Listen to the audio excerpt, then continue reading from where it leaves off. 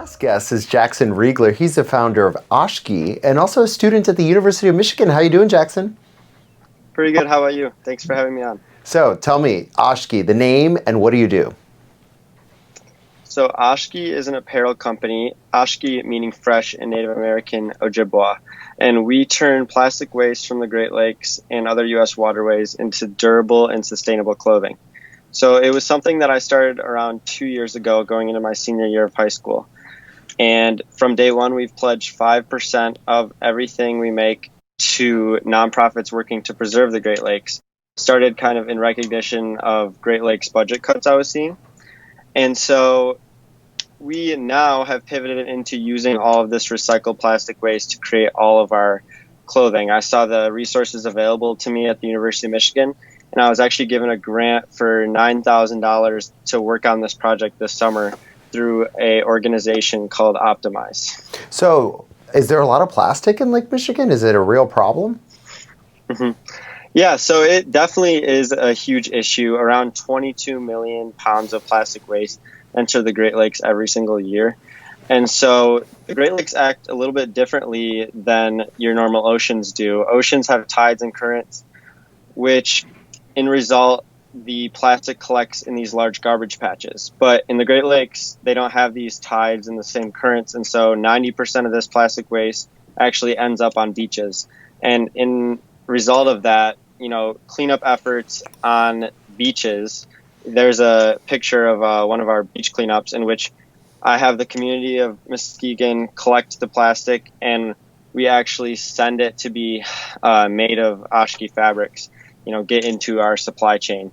And so, beach cleanups are a huge benefactor of collecting this plastic waste in the Great Lakes. And so, yeah, that's how we get the community involved and kind of show the importance of the Great Lakes overall. So tell me a little bit about the process of turning plastic into a t-shirt. Yeah, so PET plastic is collected, sterilized, and ground into little pellets. I actually do have these little images or little things right here where it's actually plastic to these little pellets. And then it's then turned into this like soft polyester yarn. And it's through a company we work with in North Carolina that has relationships with recycling centers around the United States. And so it's pretty amazing if you feel the shirts, actually, I'm wearing one right now, how soft the material can become. Cool. So what is your advice to entrepreneurs who want to start an eco-friendly business? Because, plastics in the environment have become a hot button issue, especially straws this year. I'm sure you've seen all the memes. What is your advice for entrepreneurs who want to integrate, environmental friendliness with their entrepreneurial idea?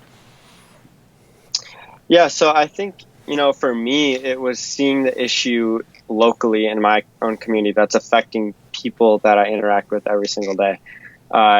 Growing up in Muskegon, a small beach town on the west side, I saw the issue of plastic and also, having the government intervene into helping protect these Great Lakes. And so, I think you got to be able to kind of relate and have a passion for something. Seeing it firsthand certainly helps. And then there's so many ways to get involved, so I think, we like to get involved on the community side through our beach cleanups, but then also educating people as well. And so I think that's a really important part of eco-friendly businesses. You got to educate people on these issues and how to best solve it, because our customer base kind of gives us leverage to help educate people. So it's not just about helping through the purchasing of our products.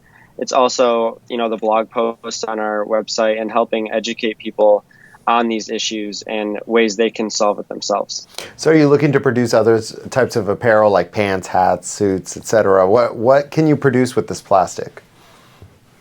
So, making polyester out of this plastic, polyester can be used for so many things. We're actually looking into going into women's leggings here pretty soon. We've got a couple prototypes, as well as men's board shorts, hopefully in next early summer.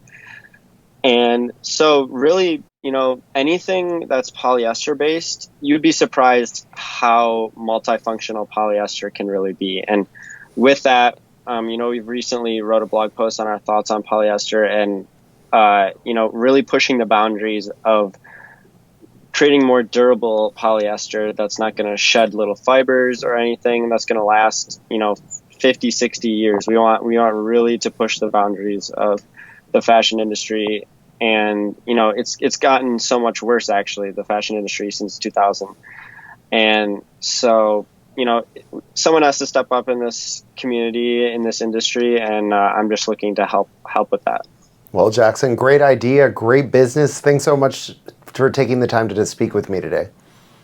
Yeah, thanks, David, for having me on.